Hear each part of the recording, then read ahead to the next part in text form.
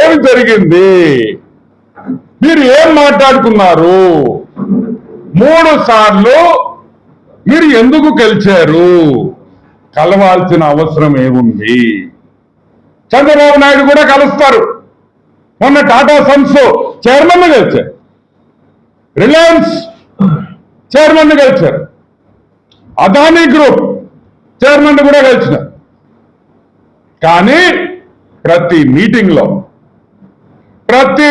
లో press release వచ్చి ఫోటోలు వచ్చాయి, ఏం మాట్లాడామని చెప్పారు, ఏ ప్రాజెక్టు గురించి మేము డిస్కస్ చేశామనే విషయం ప్రతి ప్రెస్ వాళ్ళకి కూడా రిలీజ్ చేసి, ఎస్ ఈ మాట్లాడాం, ఈ ప్రాజెక్టులు డిస్కస్ చేశాం, ఈ పెట్టుబడులు పెట్టమని మేము అడిగాం, వాళ్ళు స్పందించారు, లేకపోతే ఆలోచిస్తామన్నారు, లేకపోతే చూస్తామన్నారు, మేము రిక్వెస్ట్ చేశామనే విషయం